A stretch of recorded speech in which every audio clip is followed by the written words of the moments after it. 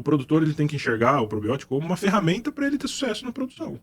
É uma ferramenta indispensável para ele ter sucesso na produção. O probiótico auxilia nessa redução do fator de conversão alimentar, que é tão falado na atividade. Sim. Que representa 50%, 70% do custo do O cultivo. probiótico ele pode ser um investimento, ele pode ser um custo. Se você aplicar ele de maneira correta, você vai ter todos os benefícios que eu mencionei aqui, você pode ver lá. Se você aplica ele de maneira errada, diluída, para baixar custo, ou deixa de utilizar, né? Você realmente está trazendo um problema para o seu sistema. Se você não aplica de maneira correta, ele vai ser apenas um custo e não um investimento.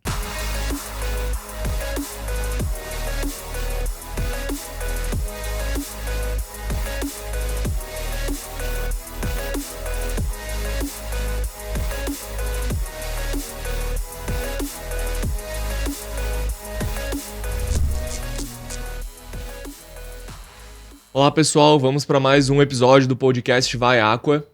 Gostaria de lembrar a todos a intenção do que a gente vem construindo aqui, né? Que é, junto com empresas parceiras, com produtores e tudo mais, a gente levar informações de qualidade e pertinentes para produtores, técnicos, engenheiros de agricultura, investidores, enfim, para toda a nossa comunidade Aqua. Meu nome é Jorge, sou um dos hosts do episódio e do podcast e estou aqui com meu amigo Álvaro Leal. É isso aí. Vamos para mais um, né, Jorge? Bora. Como o Jorge falou, meu nome é Álvaro, sou um dos hosts desse podcast. E hoje vamos falar sobre o tema probióticos na produção de peixes e camarões.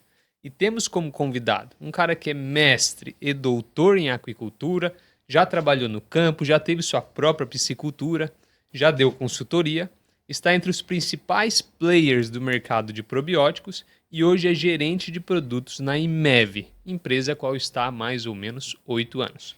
Renato de Almeida, bem-vindo à casa aí. Obrigado, coloco à disposição de vocês. Obrigado, viu? Sim. Show de bola, Renatão, uma sumidade aí do nosso mercado. E acho que fica claro o motivo da gente ter trazido ele, né? Todos esses pontos que o Álvaro trouxe trazem uma bagagem realmente, né? Ele é uma referência pra gente. E a IMEV, né? Que é uma empresa aí que é fundada em 1980. É uma empresa 100% brasileira, né? Então, enraizada aqui. Está há aproximadamente 10 anos no setor do Aqua. A gente estava até conversando a respeito disso, né? Fiquei impressionado, inclusive o Álvaro utiliza aí há mais de 8 anos o produto de vocês.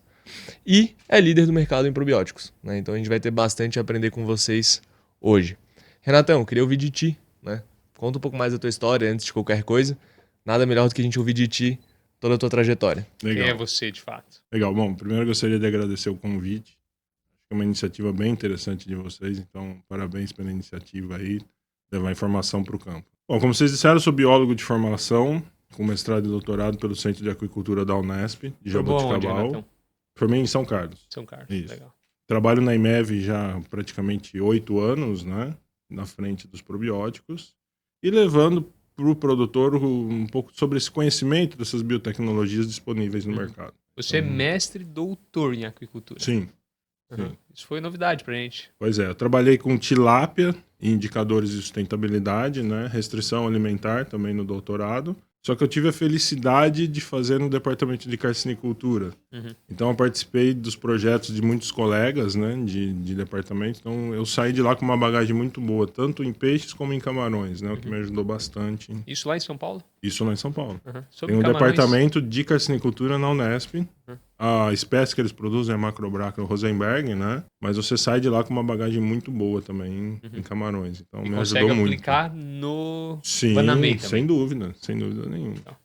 E os trabalhos que tu fez, tanto no mestrado quanto no doutorado, eram 100% relacionados com Aqua?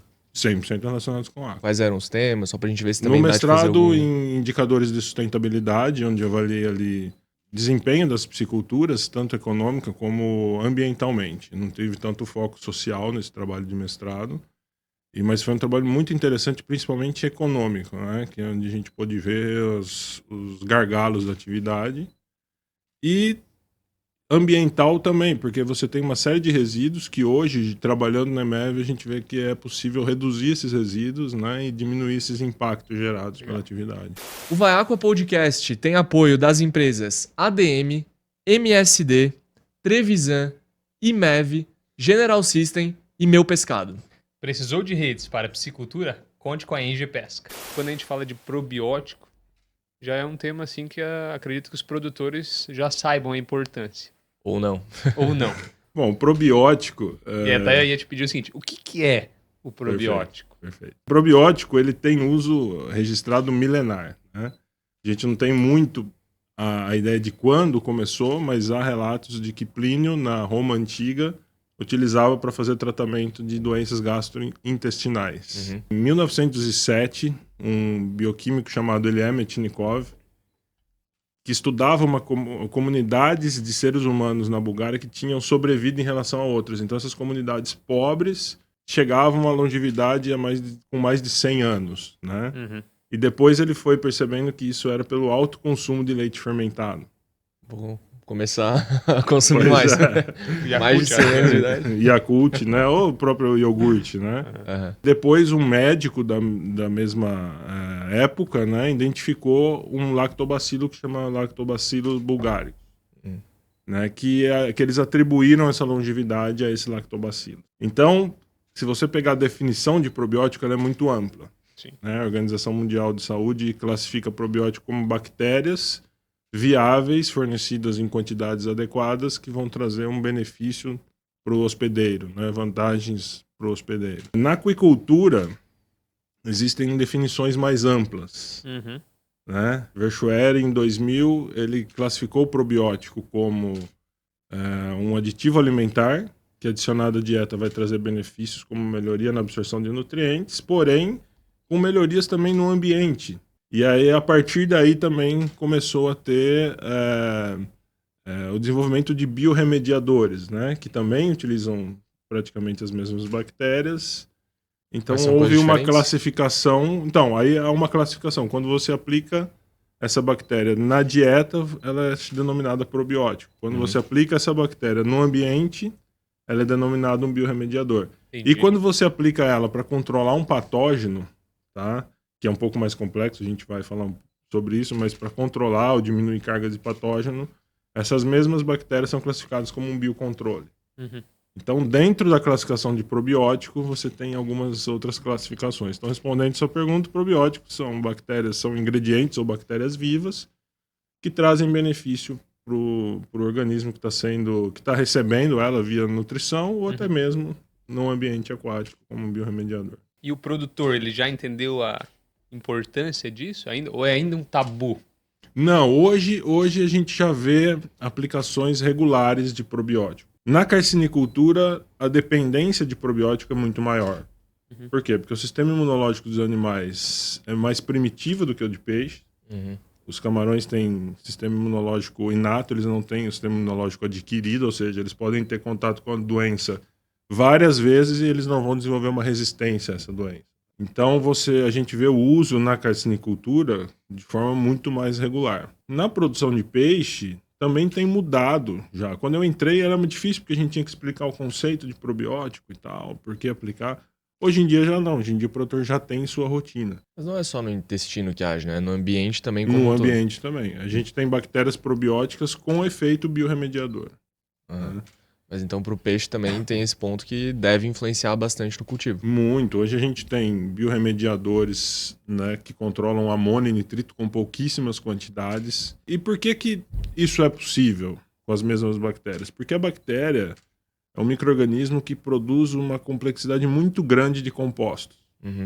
Então você tem enzimas digestivas, que você melhora a digestibilidade de nutrientes. Você tem a produção de antibióticos naturais, que você controla patógenos. Você tem a produção de enzimas que vão trazer benefícios ambientais, como, por exemplo, nitrito redutase, né? Você tem alguns bacilos que produzem. Então você utiliza probiótico e tira a dependência das bactérias heterotróficas naturais ou quimiotróficas naturais do sistema para controlar o ciclo de amônia. Esses dias a gente conversou sobre isso e tu estava explicando algo que para mim foi uma novidade. Eu estou na atividade faz mais de 10 anos. O camarão, ele é um ser vivo mais primitivo do que o peixe? O seu sistema imunológico, sim. O sistema imunológico, sim. Sim. E por isso ele tem uma dependência maior do probiótico. Perfeito. Porque o probiótico, probiótico ou biorremediador, entendam, bactérias probióticas, tá? Quando eu falo de modo geral. Ela tem um efeito no ambiente. E o ambiente para o camarão é extremamente importante. Por quê? Porque ele pode ser um ambiente propício para bactérias R estrategistas, que são bactérias patogênicas. Então, o probiótico, ou biorremediador, como queiram, ele tem um papel importante porque ele vai modular esse sistema de cultivo, evitando que você tenha os efeitos de eutrofização, acúmulo de matéria orgânica, que são pontos importantes para as bactérias R estrategistas. Quando você controla esses pontos do sistema de cultivo, você indiretamente controla os patógenos no ambiente. Uhum. E, por exemplo, para camarão ainda é mais crítico, porque o víbrio, que é uma das principais bactérias patogênicas, né, ela é endêmica do sistema marinho. Então, ela está presente no sistema marinho. De qualquer maneira, ela vai estar presente. Você bombeou água para o seu sistema, você está jogando o víbrio para dentro. Uhum. E ela, além disso, ela se adapta muito bem em águas salgadas, né? Já o probiótico, ele tem um efeito reduzido na água salgada. Então é uma batalha ali constante para poder fazer o controle desses patógenos no sistema. Então, respondendo a sua pergunta, depende muito mais. Uhum. Tá? Porque o peixe, ele estando com o seu sistema imunológico modulado, ou ativo, né, ou mais estimulado, ele vai ter mais resistência a patógenos e aos problemas que ocorrem no ambiente. Tu até deu um exemplo para mim no dia, que foi se o camarão tiver contato com aquela doença mais de uma vez, ele vai ter problema. E Sim. o peixe não. Sim. Isso procede. Procede. Claro, existem patologias que, Claro, se você tiver com uma carga muito alta, o peixe vai sofrer sim. 2, 3 vezes durante o ciclo. Mas ele tem uma resistência maior a essas doenças. Então, se ele tiver um contato, você já tem melhoramento genético, Vai né, criando com uma imunidade, resistência. Sim, vai criando essa imunidade. Renato, e se a gente fosse explicar, por exemplo, teu filho, assim, o que o probiótico faz? Como é que ele age? Pô, a bactéria vai lá, ela age em cima do quê? De maneira mais simplificada possível, assim. Vamos falar de uma maneira nutricional, tá? Começa a fornecer um probiótico pro meu filho ou pros animais, né? Ele tem várias camadas de proteção. Tá? Vamos falar de peixe, que tem um sistema imunológico mais completo. O peixe, o probiótico, a primeira barreira que tem de proteção é o muco de proteção, que ocorre entre o lúmen intestinal e a parte interna dos animais. Tá. O probiótico, ele produz um composto chamado butirato, que vai aumentar e diferenciar as células do epitélio. Então ele vai aumentar, por exemplo, a produção de células caliciformes que vão produzir esse muco. Uhum.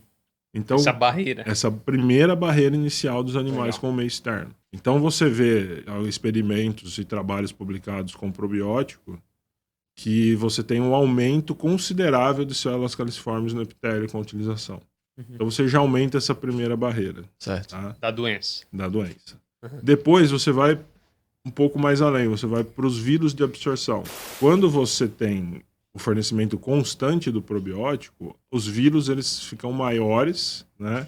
E as células do intestino também preenchem um espaço maior, impedindo a permeabilidade de patógenos. Então você tem uma permeabilidade menor de patógenos para a parte interna dos animais, né?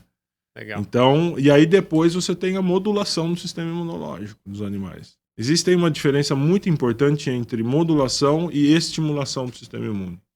Se eu forneço um aditivo que ele está toda hora estimulando o sistema imunológico do animal, em um determinado momento, principalmente na fase final, ele vai ter um desgaste fisiológico. Então, a energia que ele ia estar utilizando para crescimento, ele vai estar utilizando para a produção de células de defesa. Já um imunomodulador, ele vai manter o sistema imunológico do animal normal, e quando ele tiver contato com alguma patologia, ele vai ter uma resposta melhor a essa patologia. Então, o probiótico, ele é um imunomodulador. Ele não vai atrapalhar o desempenho dos animais, e quando ele tiver contato com alguma doença, ele vai auxiliar nessa resposta imunológica. Na resistência, digamos assim. É muito importante eu dizer aqui que o probiótico, ele não é um tratamento terapêutico.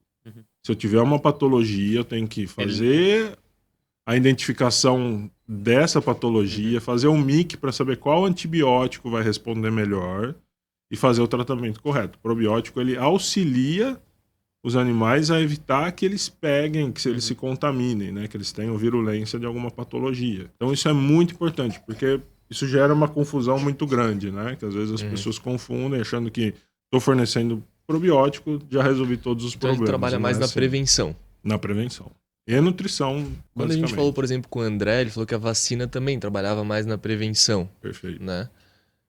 É nos mesmos vírus, as mesmas bactérias que eles atuam, como é que funciona, qual que é a relação, é similar ou é muito diferente? Bom, a vacina ela vai criar uma memória imunológica para os animais. Então ele está colocando ali uma patologia inativada, né? Uhum.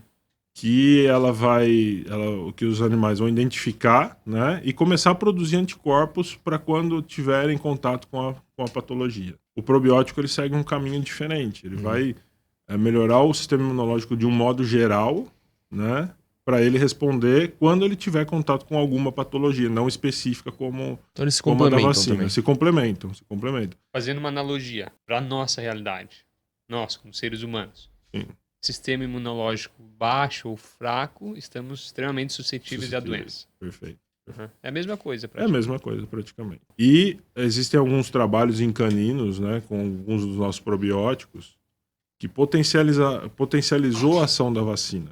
Uhum. Né? Aumentou as células de defesa, então quando esses animais foram desafiados com alguma patologia, eles tiveram uma resposta melhor. Então eles se complementam. São medidas profiláticas, Claro. para evitar, não são terapêuticos, como antibióticos, e se complementam. Ele não é a garantia de sucesso, mas ele é um passo importante para chegar lá Perfeito, no final do cultivo com resultado positivo. perfeito. Legal. O sucesso ele envolve uma série de Série de aspectos, fatores, né? série de fatores. Né?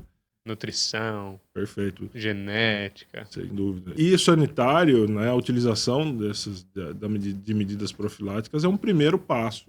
Aí você tem manejos sanitários físicos que você pode colocar na propriedade, enfim. Então são passos importantes aí para o sucesso na atividade. Se a gente fizesse uma descrição assim de um checklist, digamos assim, de quais são os benefícios da utilização do probiótico, por onde tu começaria? Quais são esses Primeiro, pontos? sem dúvida, pelo benefício nutricional. Falei pouco, inclusive, desses benefícios nutricionais, mas os probióticos eles produzem enzimas digestivas, né? Amilase, protease, lipase, que ajudam a tornar os nutrientes que estão na dieta mais disponíveis para os animais.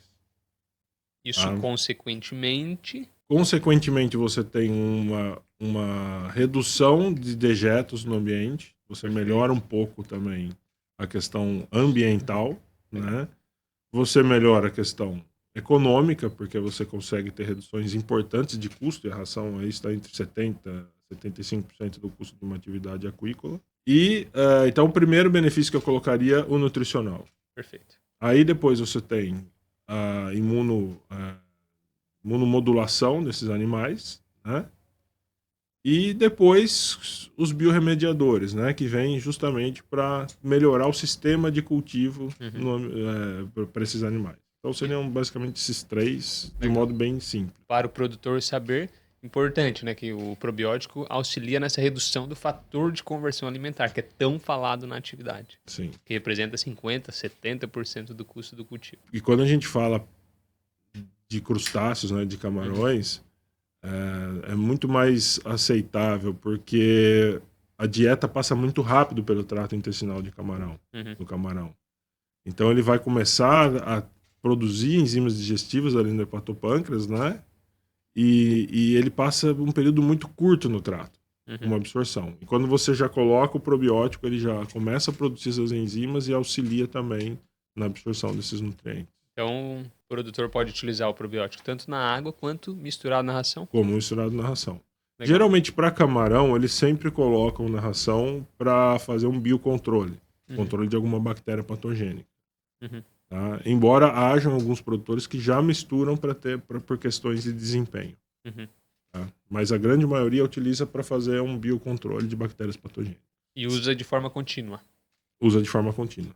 O probiótico deve ser utilizado de forma contínua. Então, se eu entendi os três principais fatores, assim, claro, que vão se dividindo em outros fatores, mas é a imunidade, para o produtor, a conversão alimentar, né? E a qualidade da água. Seriam esses três principais fatores. Perfeito. Em termos de conversão alimentar, por exemplo, tem um percentual que a gente sabe que melhora de modo geral ou alguma referência para o produtor entender? E até aproveitando também, fazendo o gancho com o que o Jorge falou. A IMEV consegue acompanhar isso faz esses testes de desempenho do probiótico? Muito interessante sua pergunta. Bom, respondendo a primeira, não existe, eu não tenho como te dizer um número exato, porque as ações têm uma variação muito grande de ingredientes. Às vezes você tem falta de um ingrediente no mercado, ou custo, eles utilizam outros ingredientes, você vai ter uma menor absorção, né? Os trabalhos que nós desenvolvemos, nós chegamos a ter até um ganho de 13% na redução de fator de conversão alimentar.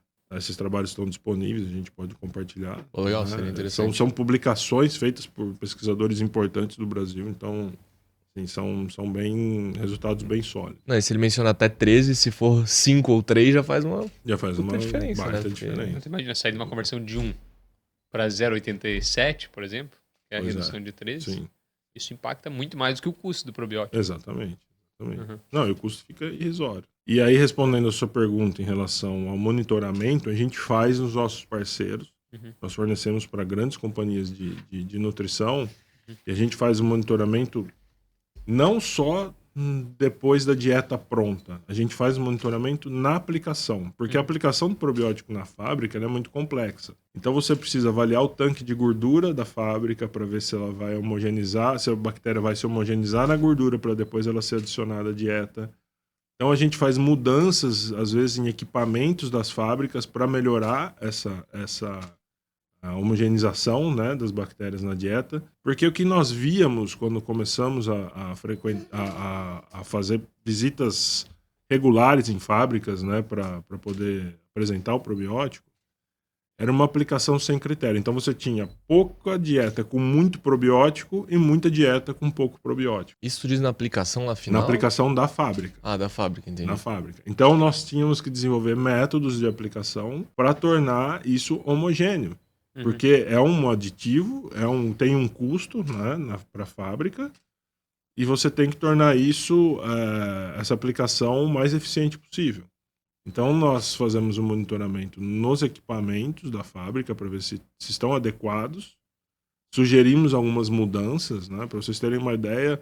A gordura ela tem que ficar em movimento, porque tanto probiótico como enzimas, elas não são lipossolúveis, são mixíveis, então elas precisam estar em constante movimento na fábrica. Até o vórtex criado pelas paletas, ela interfere, porque você dependendo da maneira que o operador coloca o probiótico, ele vai criar uma capa e depois isso sedimenta e entope bicos, traz uma série de transtornos, né?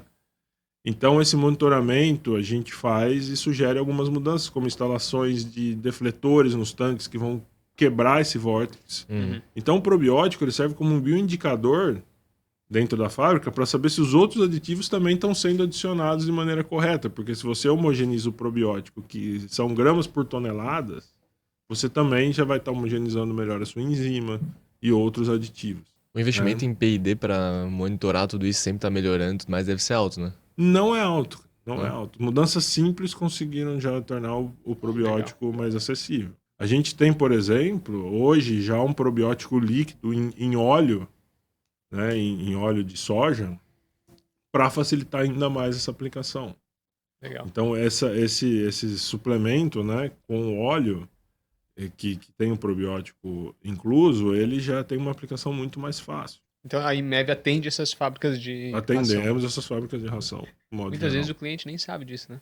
Nem sabe, nem precisa saber também, porque na realidade é um aditivo importante, né? Mas acaba criando até uma série de competição comercial. Tem muito vendedor de ração que vende outra marca de probiótico, então a gente também prefere ficar sempre nos bastidores para evitar esse tipo de... Só dando um adendo, a gente falou ali da resistência imunológica, da conversão alimentar, e eu tinha mencionado a qualidade da água. O que exatamente ele melhora na qualidade da água e se também tem alguma coisa que afeta no solo ou em algum outro fator do ambiente. Perfeito. Bom, aí a gente vai estar falando basicamente de biorremediadores, né? Quando o probiótico vira um biorremediador. Na água, ele tem dois efeitos que eu considero extremamente importantes.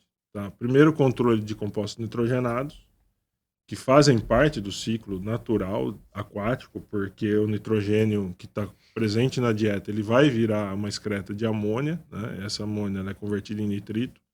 Então são compostos tóxicos para os animais. E vira nitrato na água? Vira nitrato na água. Você tem um ciclo com bactérias naturais, nitrosomonas e nitrobacter, que vão fazer esse ciclo completo. O que acontece é o seguinte, quando a gente começa a interferir no sistema aquático, colocando um número maior de animais, colocando dietas, né, que são exógenas no ambiente, a gente modifica. Então o probiótico ele vem complementar esse ciclo da amônia. E aí, no ciclo de amônia, ele tem um mecanismo um pouco diferente das bactérias naturais do ciclo. Ele vai consumir a amônia como fonte metabólica e produzir enzimas que vão degradar o nitrito. Ele não necessariamente vai reduzir o nitrito para nitrato, mas ele vai degradar o nitrito. Entendi. E essas enzimas são conhecidas já, tem o nome de nitrito oxirredutase, né? E alguns bacilos produzem essas enzimas. Então, quando a gente parte para sistemas superintensivos, o probiótico ele acaba substituindo as bactérias naturais do sistema de cultivo, quimiototróficas, que vão fazer o ciclo da amônia. Entendi. Então ele serve a amônia é tóxica para o ambiente. Para os animais. Para os animais. Sim. A amônia ela é um produto, né, da digestibilidade da proteína na dieta. Então, a dieta tem a proteína que vai se converter em amônia por excretas ou até respiração dos animais. Que em níveis altos se tornam tóxicos. Mas o probiótico ele atua convertendo essa amônia em nitrito? Ele consome a amônia como fonte metabólica. Então é muito claro quando você coloca assim, os resultados ficam muito nítidos quando você coloca probiótico e você está com um nível de amônia alto. Ele reduz rapidamente. Que a amônia, para o produtor que está nos ouvindo, ela causa mortalidade. Causa mortalidade. Só que em água doce, o nitrito é até mais tóxico. Então é muito comum você ver baixar a amônia rápido e o nitrito levar um tempo para baixar. Por quê? Porque a bactéria ela tem que ficar em contato com o nitrito durante um tempo para começar a produzir essa enzima. Então o nitrito a gente costuma ver a diminuição ali com 5 ou 6 dias depois da aplicação, num pico. A amônia é muito mais rápida. Com 1 ou 2 dias a gente já consegue. Existem algumas condições da água para que isso ocorra, como, por exemplo, a oxigenação é fundamental quando utilizam bacilos.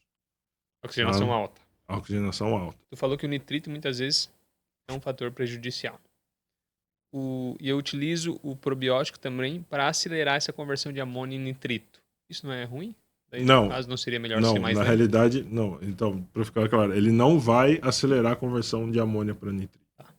Tá? Ele vai usar a amônia como fonte metabólica e você eventualmente pode ter um aumento de nitrito, mas não é para acelerar. A gente utiliza o probiótico também para produzir a enzima nitrito redutase e mantê-la também em níveis baixos. Então, se eu uso o probiótico regularmente, desde o início do meu ciclo, eu vou ter poucos picos de amônia e nitrito.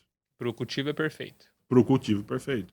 A gente vê produtos, por exemplo, no Paraná, que com 300 gramas a gente segura 70 toneladas de peixe, amônia e nitrito durante todo o ciclo. Então, com aplicações semanais de 300 gramas de determinado produto. Por isso que colocar a ração na dosagem certa também é o influencia ideal. muito na qualidade de água. E por isso que a gente vê muitas vezes o cultivo indo bem até o 30º, 40º dia, daqui a pouco estoura um problema. Perfeito.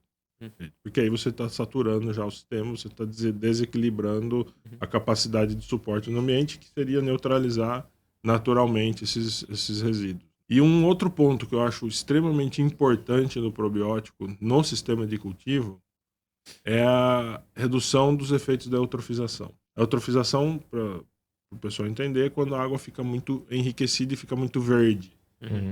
Tá? Quando eu tenho uma condição de águas verdes no meu sistema de cultivo, eu tenho uma redução da variabilidade de bactérias. Isso é um fator, como eu disse, extremamente vantajoso para as bactérias R-estrategistas, que são as patogênicas. As ruins. As ruins, que promovem doenças nos animais.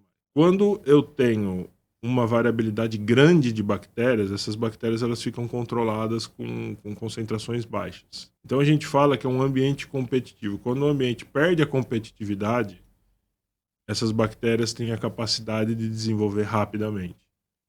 Então, principalmente em camarão, quando a gente vê uma água muito verde, é muito propenso a surgir vibriose, por exemplo, nos animais, NHP. Isso é muito interessante.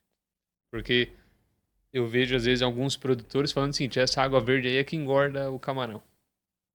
Essa afirmação é... Sim, sim. Mas isso ocorre pelo seguinte: quando você faz o povoamento do tanque e faz uma fertilização, você vai promover o alimento natural. Então, realmente, os animais vão crescer um pouco mais, porque eles vão ter muito alimento natural lá disponível. Essa sensação procede, então. Procede. Uhum. Porém, se você mantiver isso durante todo o ciclo e não controlar essa água verde, você vai estar propenso a patologia. É uma linha tênue. Então, é muito importante esses dois benefícios que essas bactérias trazem. Primeiro, controlar os compostos nitrogenados, que são tóxicos, e depois controlar a microbiota do sistema. Hoje nós já temos estudos aí de metagenômica, onde você vê todas as bactérias pertencentes na comunidade aquática, e esses trabalhos são muito claros, assim, quando a gente tem uma água heterotrófica, como nós chamamos, que são as águas mais amarronzadas, né, elas têm uma variabilidade muito maior de bactérias. E quando a gente tem águas mais esverdeadas, ela Menos tem uma bactérias. variabilidade menor e uma incidência muito maior de bactérias patogênicas. Na verdade, o produtor tem que ter o balanço ali, né? Entre Sim. uma água verde, uma água um pouco mais escura. Sim.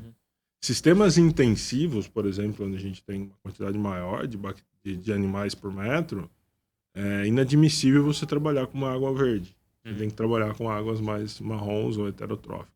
No intensivo isso. Intensivo. E o Quanto mais intensivo, mais a dependência de águas.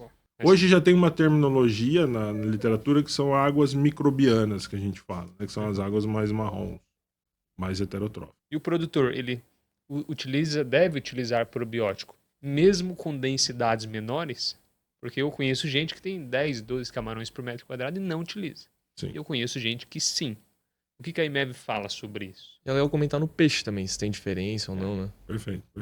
Sim, deve utilizar, porque embora você tenha uma densidade menor Sim. e os efeitos dessa densidade são menores do que um sistema muito intensivo, você também está mudando, fazendo uma alteração na natureza, né? Então, é uma densidade maior do que a natureza. Então, você está fazendo algumas modificações ali, que embora quando intensivos vão ser mais nítidas, no sistema extensivo também.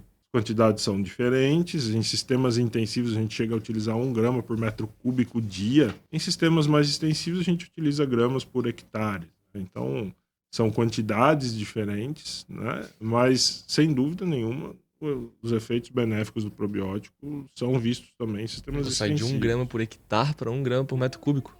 Não 1 grama por hectare, mas 300 a 400 gramas por hectare, Ah, para tá. até 1 grama por metro cúbico dia. E ali em sistemas mais extensivos são aplicações semanais. Você sabe que a gente é produtor, a gente se conhece faz alguns anos Pois é. já. É nosso amigo. E tem uma confissão para fazer, inclusive. Durante acho que uns 18, 24 meses, nós ficamos sem utilizar os probióticos de vocês. Lá na fazenda. Eu falei, não, isso aí não serve pra nada, esquece isso aí. E a fazenda virou uma calamidade.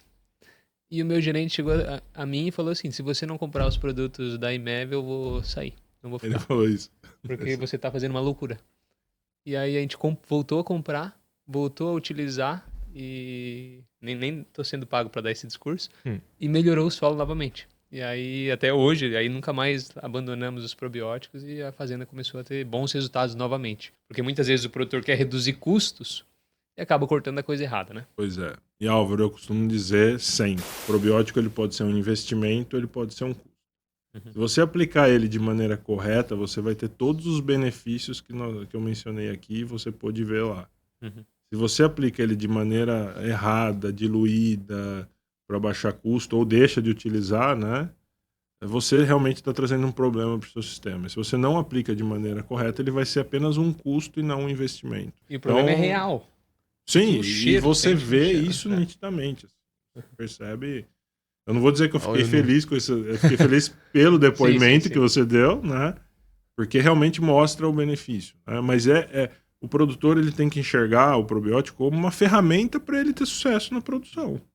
É uma ferramenta indispensável para ele ter sucesso na produção. E você acaba um cultivo, eu vejo lá na fazenda hoje. Você acaba um cultivo, o viveiro assim, ele tá limpo. Parece que não foi utilizado, parece que acabou de ficar pronto.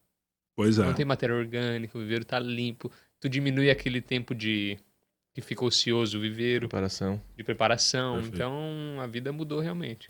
Você melhora até a oxigenação do solo, né, para mineralização, enfim, tem realmente um efeito muito nítido. Eu vou aproveitar que o Álvaro mencionou lá da fazenda. O pessoal mandou um vídeo aqui pra ti, ó. Agora há Muito pouco. volume, é. Então, esse aqui é o Ronaldo que trabalha lá com eles. O que não pode faltar no cultivo de camarão? Beleza. Não pode faltar esse probiótico, o DB Aqua, é um probiótico bom.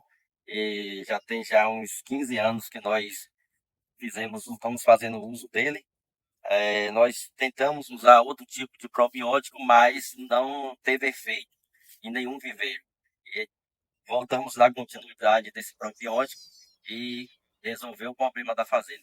Poxa, Esse que é o legal. gerente que me pediu as contas. Tá lá até hoje. Tá lá até hoje. Se eu Que tirar o bacana, DB Água, ele vai embora. bacana. Não, eu fico muito feliz em trazer produto de qualidade, assim. A Ambev preza muito por qualidade. Embora seja uma empresa nacional, às vezes a gente dá muito valor a multinacionais, né? A gente tem, assim, por critério de excelência, levar produtos de qualidade para o campo. Isso tem feito, aberto portas importantes para a gente, como o mercado do Equador, que é muito exigente também. O mercado brasileiro também temos crescido muito, né? Então, Mas hoje vocês já estão em outros países também, né? sim, sim. Quais países? Hoje nós atendemos o Equador, né, Costa Rica, República Dominicana, Venezuela. Temos registros na Colômbia, mas o distribuidor tem foco em outras linhas e até agora a gente não desenvolveu um trabalho comercial bacana. No Peru também nós temos o registro, estamos com um distribuidor novo lá para começarmos também. Então, América Latina, a gente já tem uma atividade interessante aí. E tá sendo bem aceito lá também? Sim, sim. A gente encontrou os mesmos desafios do Brasil, Aham. né? Que são quais?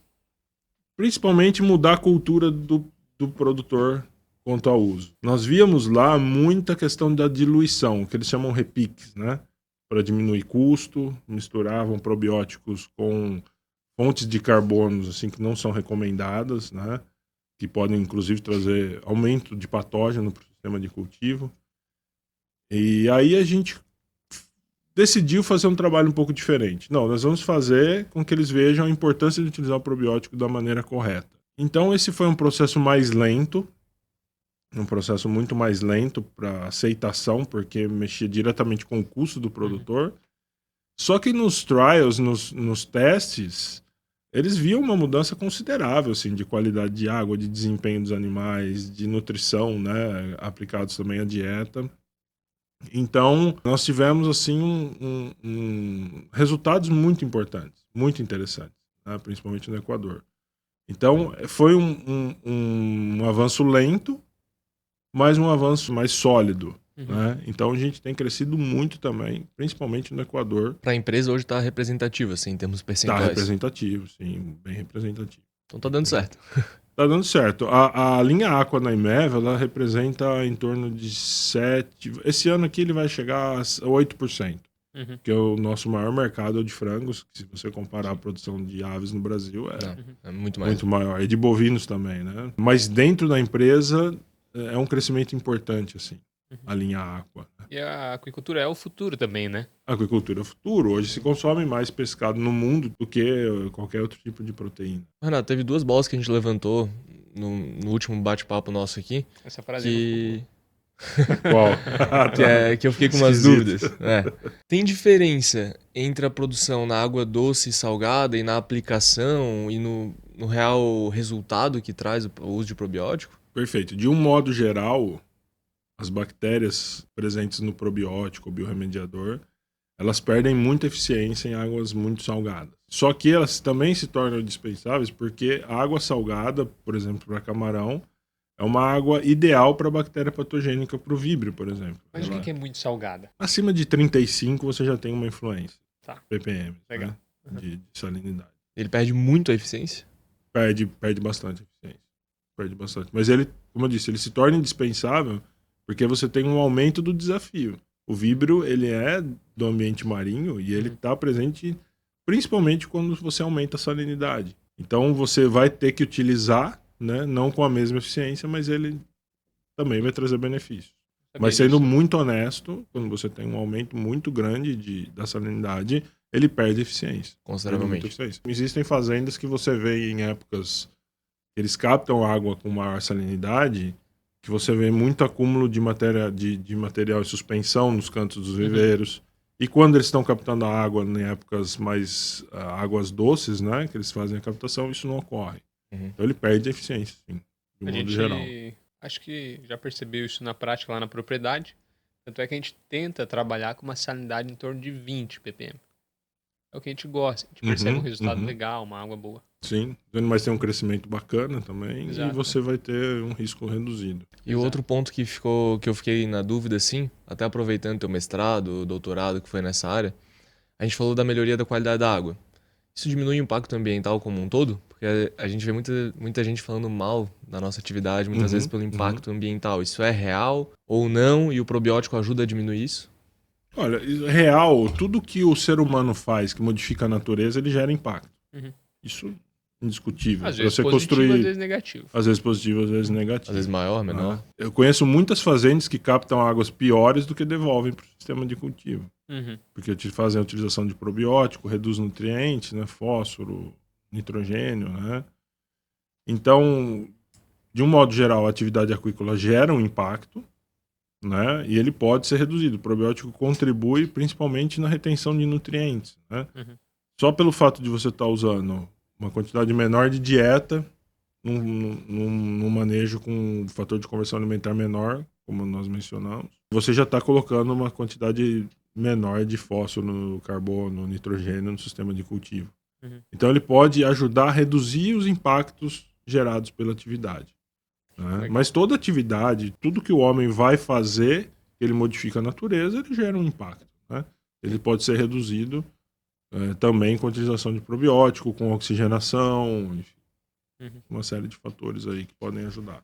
E na prática se aplica na ração ou direto na água? Como é que funciona na prática mesmo no dia a dia? Perfeito. Quando a gente estiver falando de melhoria de desempenho, vai se utilizar o probiótico propriamente dito, que ele vai na dieta. Quando a gente vai fazer uma melhoria da qualidade ambiental, a gente vai usar o probiótico como um biorremediador, né, ou biorremediadores que vão fazer essa melhoria. E ensinando para o produtor, como que eu aplico na ração? Eu simplesmente Perfeito. misturo? Não. Você faz a mistura seco, né, com a dieta seca, né, o probiótico seco é a dieta seca, e depois você vai usar algum veículo. Muito importante essa pergunta. O veículo mais recomendado é o carboximetilcelulose, ou CMC, que a gente encontra aí em lojas veterinárias. CMC. Legal isso aí. Por quê? Porque ele não modifica a característica da dieta. Quando a gente utiliza gordura, por exemplo, a gente modifica a concentração de energia da dieta. Sim. E o fator limitante de consumo de dieta pelos animais é a energia. Quando o animal consome aquela quantidade de energia que ele tem que consumir no dia, ele para de comer. Então, ao menos que seja por um tratamento terapêutico, que eu vou colocar um antibiótico, que o animal está morrendo, que eu preciso promover uma atratividade na dieta, a melhor maneira é usando o CMC. Ao menos, realmente, quando for esse tratamento terapêutico, aí eu posso utilizar uma gordura para fazer a aplicação. Isso pro pequeno produtor não dá uma trabalheira a mais no dia a dia, ou é fácil? Como é que é a rotina disso no dia a dia? Eu também já vi gente usando óleo de soja. Sim, que também vai promover um aumento de energia na dieta. Mas o mais indicado é o CMC. Que ele fica como um gel. Né? Você pode comprar ele em pó, você prepara ele de um dia para o outro e vai ficar como um gel. Existem algumas empresas que já vendem ele já pronto para utilização. Aí mistura na ração lá. Mistura na ração. Mistura o probiótico manualmente, depois sela ele com o CMC e fornece para os animais. E como é que vai saber a quantidade? Aí interessante, cada fábrica vai ter seus estudos ali. Nosso, a gente trabalha com 2 gramas por quilograma de alimento. A gente falou bastante do DB Aqua, mas a IMEV tem mais produtos para a linha de aquicultura? Temos o ProbTR, que é um ProbTR. ProbTR.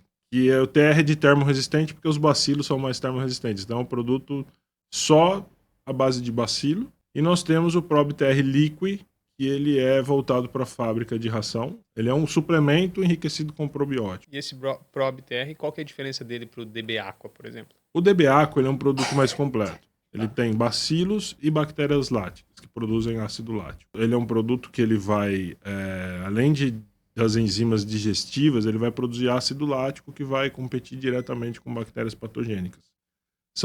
As bactérias láticas são mais eficientes nessa competição com bactérias patogênicas. O ProbTR não. O ProbTR ele é só composto de bacilos, né? Que vai ajudar muito na digestibilidade de nutrientes produzindo enzimas digestivas. Indiretamente, esses produtos, por exemplo, quando são jogados na água, né? Até para os animais filtradores terem contato com as brânquias, né? E pensando numa questão nutricional. Ele vai trazer benefícios indiretos, como uma mineralização acelerada da matéria orgânica, controle de amônia e nitrito no sistema. Então, são benefícios indiretos que você vai ter com esses produtos. Legal. Então, ele é mais focado, assim, a diferença principal prática, o ProbTR é mais focado para desafios maiores, como sistemas mais intensivos, ou fazer, por exemplo, uma quebra de nutrientes no solo entre ciclos, né?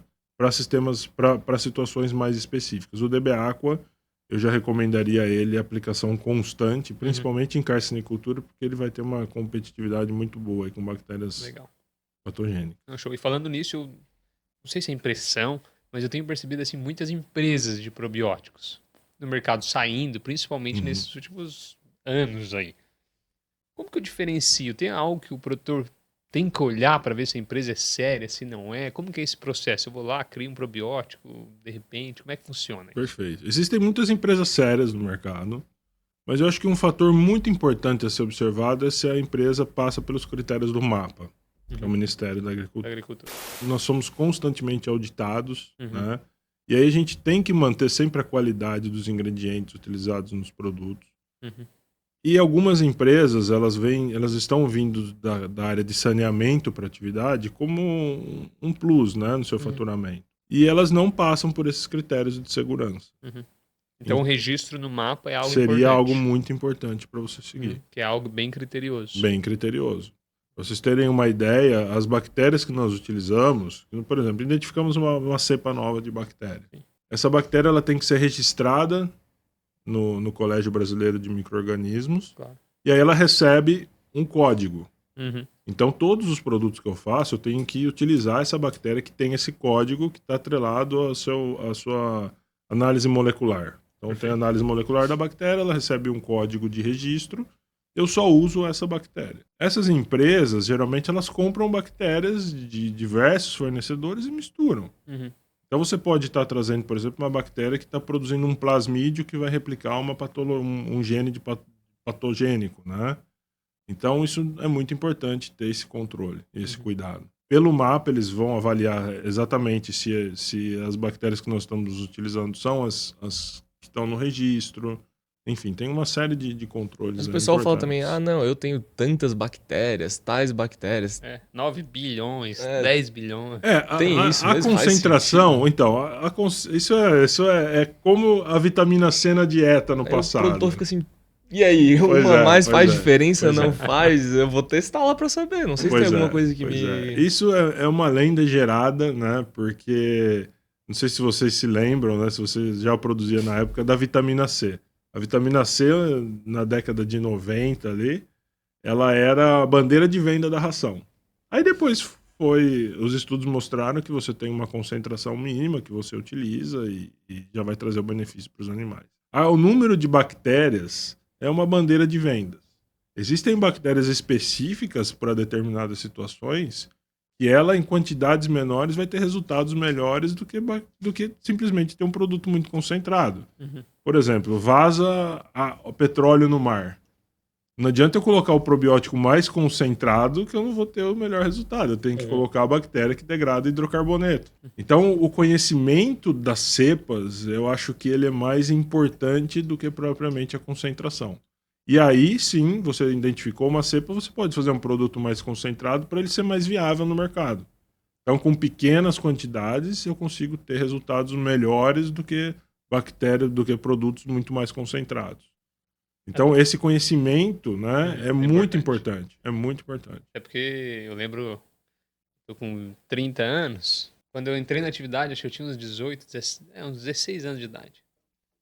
E o produtor, ele olha o seguinte, Jorge, ele paga R$ 100 num saco de ração de 30 quilos. Ele Sim. paga 1.500 conto Num num balde de 10 quilos. De probiótico. Ele fica indignado, né? E a ração é o seguinte, a ração ele vê ali. O probiótico ele vê assim, como se fosse um calcário, um cal, um pó. Pois um pó. é, pois é. Isso é algo difícil, assim, pro produtor. Eu lembro na minha época, começando a vida, como é difícil, assim, de fato, de você confiar no que tem lá dentro. Pois Por isso é. que eu te perguntei do registro no mapa, da seriedade da empresa e tudo mais. Isso é fundamental, né? Sem dúvida, sem dúvida. Mas é muito interessante essa sua colocação. Mas o que está se tornando importante é que o produtor consegue enxergar hoje o benefício do probiótico, Uhum. que ele não via antigamente. Aí, na evolução das bactérias probióticas, né, você teve o processo de liofilização, que ajudou muito, que foi transformar a bactéria em pó. Uhum. Antigamente, eles replicavam bactérias, utilizavam alguns substratos para fazer. E hoje, com a tecnologia da liofilização, ela tornou o uso do probiótico muito mais seguro. Uhum. Né? Então, sem dúvida nenhuma, você vê o benefício, mas você não enxerga as bactérias. Né? Então, realmente é um dilema do produtor que eu acho que cada vez mais ele vem quebrando essa barreira. Por isso que a educação, esse trabalho que a gente está fazendo, ter você aqui na mesa hoje para discutir isso é importante. Sem dúvida. Para colocar na cabeça do produtor toda essa evolução, todo esse trabalho, toda essa seriedade de uma empresa como a de vocês. É muito legal. Sem dúvida. E a gente é cliente para dizer, né? Se o produto fosse ruim, provavelmente eu nem seria mais teu cliente. Não seria, E você eu não não seria estaria convidado aqui. Mas aproveitando, com um custo desse, os pequenos produtores, principalmente, têm aderido? Sim, sim, sim. Que é Pelo uma último barreira de censo, entrada, digamos assim. Já tem que sair num primeiro investimento que, como o Álvaro falou, não é tão visual, né? Pelo último censo da carcinicultura, o Ceará 30% ainda não usa, dos pequenos e médios produtores. Esse número é legal, 30%. 30% ainda não usa probiótico. Tem um mercado aí bom para atacar, hein? Não, e ainda dos que usam, a gente vê muitos utilizando de maneira equivocada. Então tem um mercado muito interessante para crescer. Uhum. Né? Tanto no manejo, né, da utilização com o produtor, como também quebrar essa barreira aí da utilização, né? Desmistificar isso para o produtor. Deve ser 30% não use e 65% use errado. Deve usar errado. Não vou ter essa Dizer, precisão, mas assim, a gente vê muito. Assim. Mas eu ia dizer, várias pessoas como o Álvaro talvez em algum momento tenham parado de usar e talvez até hoje não tenham voltado. Por que tu vê isso? Quais os principais desafios, assim? Eu acho difícil não voltar, principalmente na carcinicultura, porque é nítido. É nítido. Principalmente tem um efeito na rebote, talvez, carcinicultura. também? Se deixa de usar? Na hora. Na hora. É um ciclo, você já vê deteriorização do sistema. E o produtor tem que valorizar isso, porque é o ambiente, a casa do camarão, a casa do peixe é o tanque, né? Sim. A gente entrando numa casa suja, mal cuidada, faz o menor E sentido. você não consegue tirar os animais para fazer uma limpeza. Então você precisa limpar enquanto eles está estão lá correndo dentro, ali. E aproveitando... Agora é interessante, em peixe há muito isso. O produtor parar e não utilizar. E aí demora um pouco mais, porque o peixe, como eu disse lá no início, ele é muito menos sensível, né, às alterações do ambiente.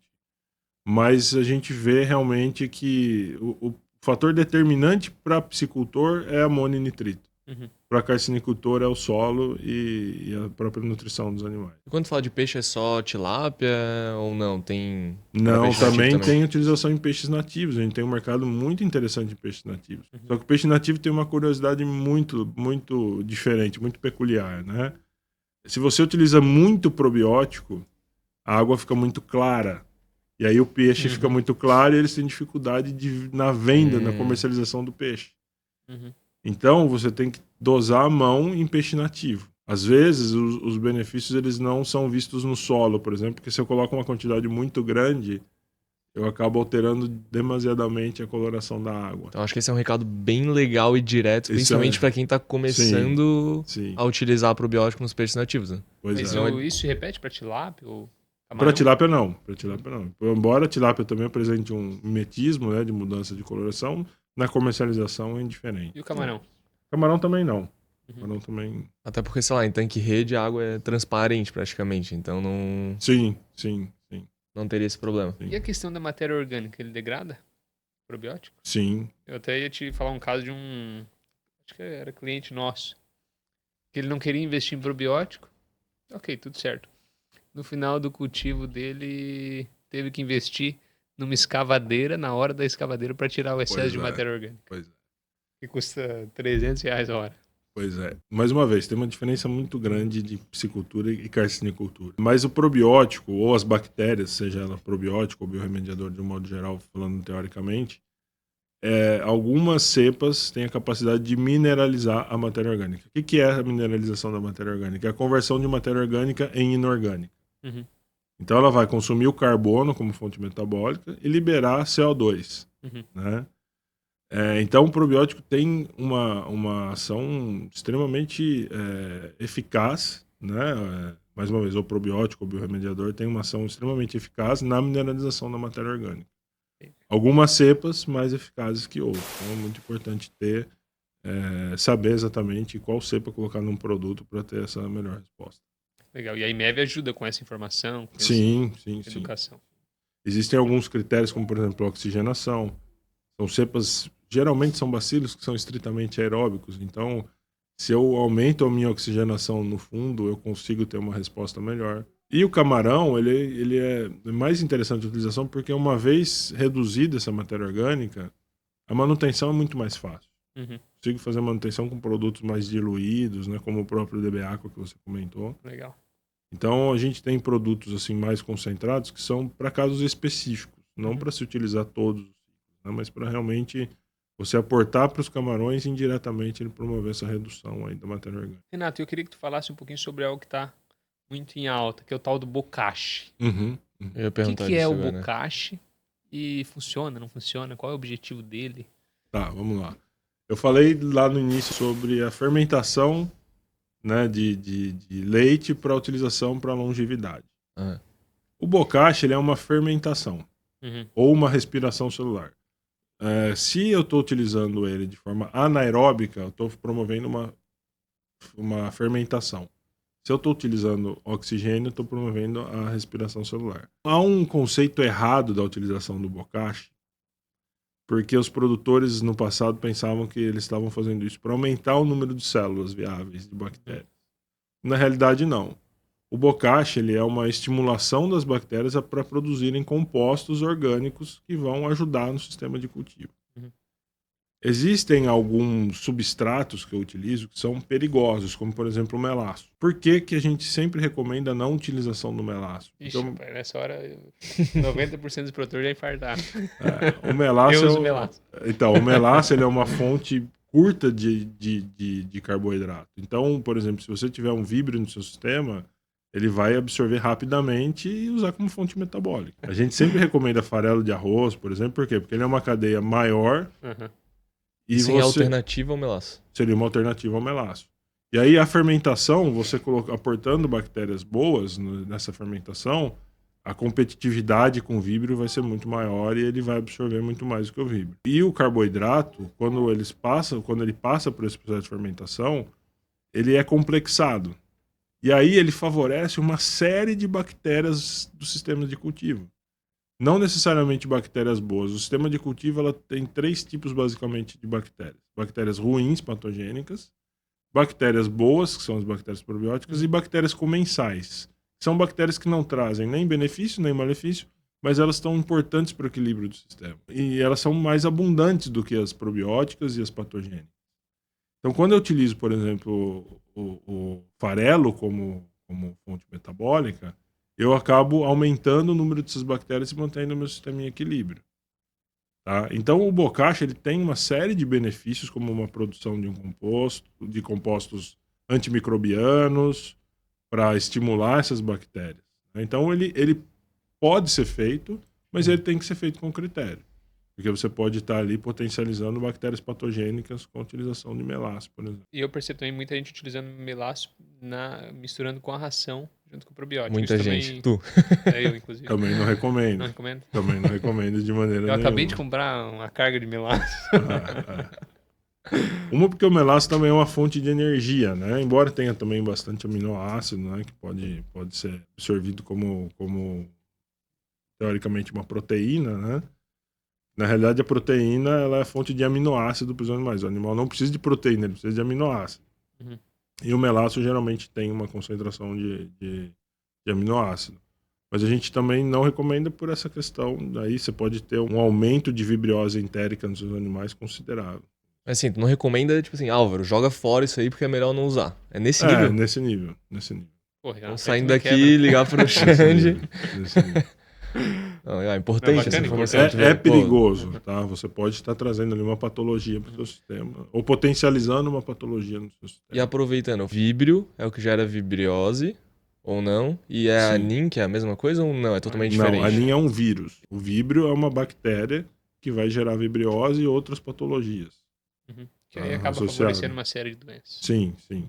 O que você pode Tipo? ter é com a incidência grande de víbrio, você pode ter, por exemplo, um gatilho para, por exemplo, mancha branca, que são doenças virais, né? Isso pela NIM, tu falou? Ou pela vibriose? Pela vibriose. Pela Quando tem um então aumento vou de ter que ter víbrio, você atenção. pode ter um gatilho para outras patologias virais, por exemplo. Primeira coisa que eu escrevi aqui, ó. Suspender melaço. Sair daqui, já vou ligar pros caras. Eu recomendaria, tá? Sim, sim. Você fazer a transição para farelo de arroz. Uhum. Que também não é um ingrediente caríssimo que vai Não, impactar, mas ele vai trazer uma série de melhorias. Inclusive na coloração da água também. Você vai ver que a água vai ficar marrom e aí você aumenta essa variabilidade de bactérias no sistema de cultivo. Tem um trabalho recente que eu acabei de ver que de piloto e colaboradores, eu posso compartilhar com vocês.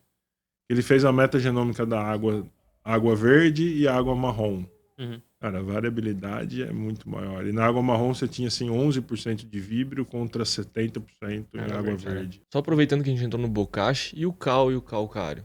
Quando usar? Pra que serve? Falando especificamente para as bactérias, é muito interessante a gente manter a alcalinidade alta dos sistemas de cultivo. Embora a alcalinidade seja uma fonte inorgânica, né? Você favorece essas bactérias do meio e, consequentemente, a ação do probiótico. Tá? Embora as bactérias probióticas elas não absorvam muito, né, essa fonte inorgânica, você favorece o meio. Tem um cálculo muito interessante que para você subir 10 pontos de alcalinidade, você utiliza 150 quilos de cal no sistema de cultivo. Tá? Então esse cálculo é muito interessante para você manter. Então tem um papel fundamental no equilíbrio do sistema. Sem contar que você diminui variação de pH, que é estressante para os animais, né? Uma diferença gritante entre a produção do Equador e brasileira é justamente a alcalinidade. Lá é mais alto? Lá é muito mais alto. Lá quando Quanto mais chega... alto, melhor? Quanto mais alto, melhor. Uhum. Quanto mais alto, melhor. E o que isso impacta no cultivo?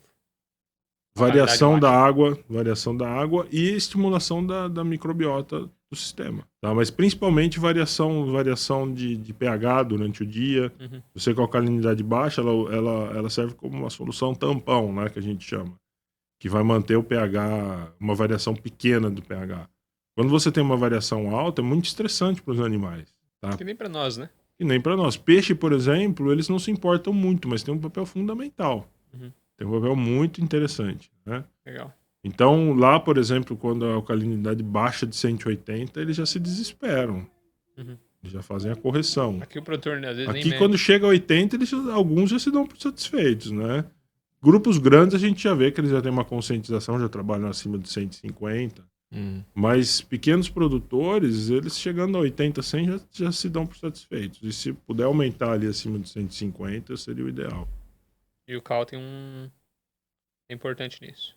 Sim, sem dúvida nenhuma. Ele vai ser a fonte de carbonato para... Mas em termos de custo-benefício, sair desse 80 para esse 180 traz muita diferença? Traz no muita resultado? diferença. Qual que é a dosagem que Traz tu falou? muita diferença. 150 quilos de cal Uhum. para aumentar 10 pontos de É num viveiro de alcalinidade.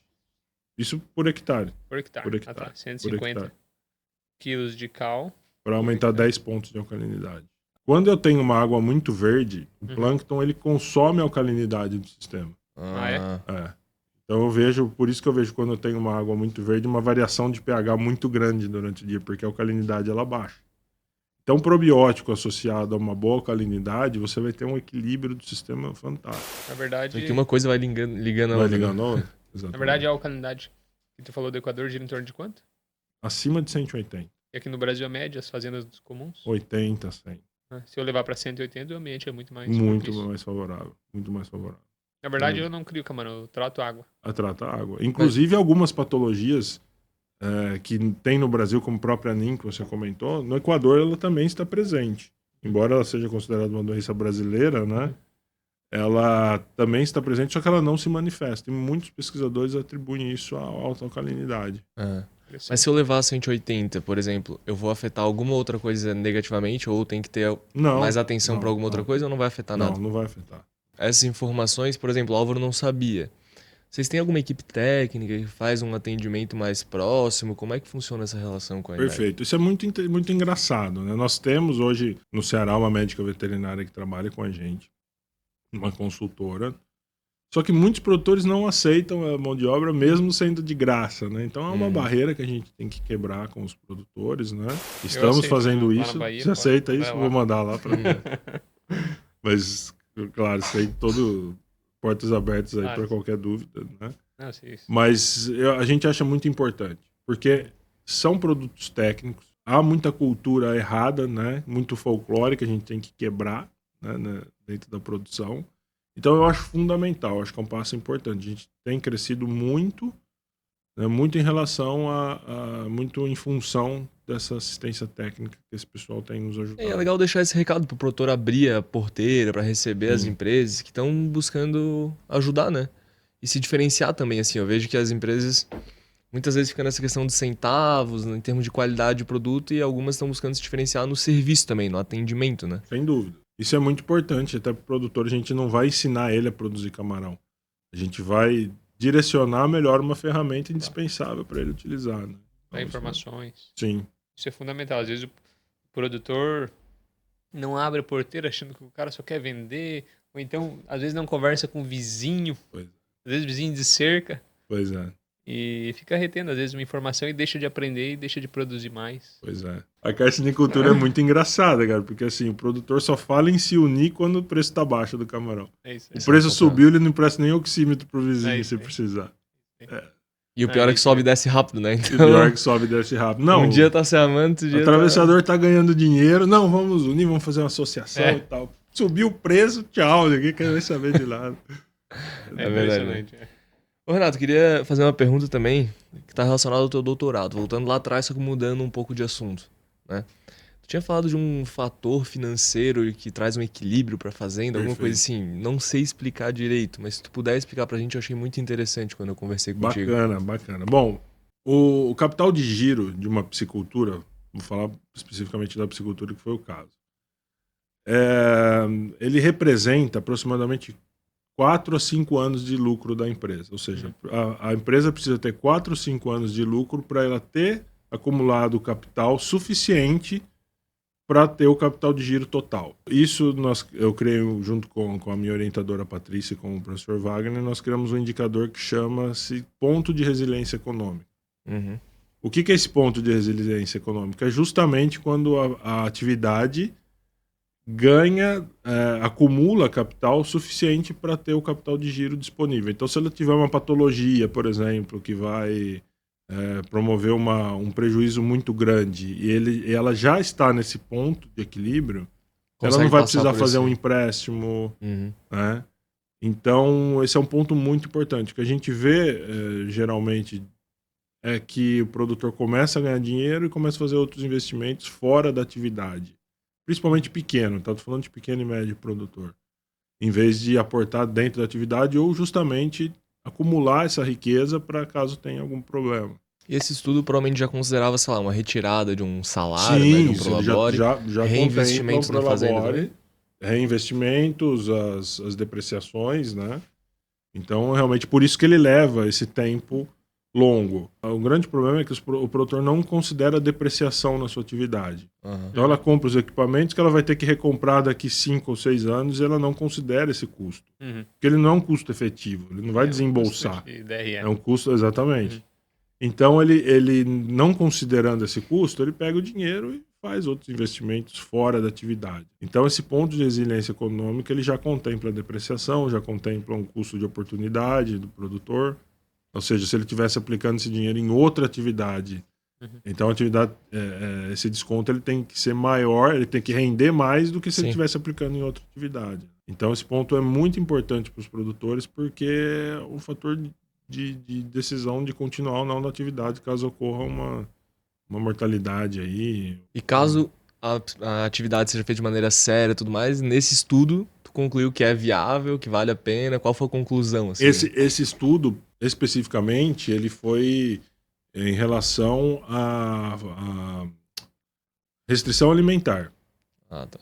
Então, esse indicador ele foi aplicado numa atividade com restrição alimentar. E a restrição alimentar foi muito interessante nesse caso, que nós avaliamos que os animais, quando eles passam por um período sem alimento, ele consome mais do que deveria consumir nos dias seguintes. Então, nesse estudo específico, não se alimentava o peixe de sábado e domingo, e na segunda-feira ele consumia 50% mais da ração que ele teoricamente teria que consumir por tabela. Na terça-feira, 30% mais. E na quarta-feira, 10% mais. E então, na semana, ele consome a mesma quantidade de ração, só que ele tem um aproveitamento muito maior dos nutrientes. Esse é um assunto polêmico, né? Tem bastante divergência aí nas opiniões. Sim, sim. Mas esse estudo foi muito interessante porque nós fizemos com tilápia. Com tilápia. Nós fizemos avaliação de sólidos gerados pela atividade. Então, nós colocamos alguns captadores embaixo dos tanques rede e percebemos que quando havia a restrição alimentar, nos dias seguintes ele tinha menos dejeto gerando. Absorvia mais. Né? E até por uma questão de resíduos na atividade. Você vai ter ali uma redução considerável de nutrientes aportados no ambiente. Né? Em termos de crescimento. Foi maior. Foi maior? Foi. Com a Ele restrição. tem o crescimento compensatório. Né? Maravilha. Você tem aumento de velocidade. E tem aquela questão que o organismo meio que se prepara porque ele sabe que vai passar uns dias sem. Então Sim. ele não quer queimar Gastar tão tanta rápido ali. E além disso, ele se adapta fisiologicamente. Né? Você tem um aumento da velocidade de absorção. Então, ele se prepara para realmente ter essa restrição alimentar. Pô, Um legal. aproveitamento melhor. Fantástico. Renatão, até aqui foi uma aula. Queria levantar só um último tópico antes da gente finalizar. O que tu vê de inovação para o futuro aí da aquicultura e da Bacana, parte de probióticos bacana. também, né? Na parte de probióticos, eu acho que um avanço, né, seria desenvolvimento de produtos específicos para cada situação. Lógico que isso envolve uma parte regulatória que às vezes é lenta, né? Mas, por exemplo, para uma determinada patologia, qual bactéria responderia melhor? Então a gente teria que fazer o isolamento dessa bactéria para fazer um produto específico para esse produtor, como se fosse uma vacina autógena, por exemplo. Isso não existe ainda. Isso não existe, possivelmente não vai existir nos próximos anos por uma questão regulatória. Para você ter uma ideia, uma bactéria que eu isolo hoje, eu demoro pelo menos uns 2 anos para sair o registro dela. E no Equador já se faz a utilização de bactérias com bacteriofagos, né, que são vírus que infectam bactérias.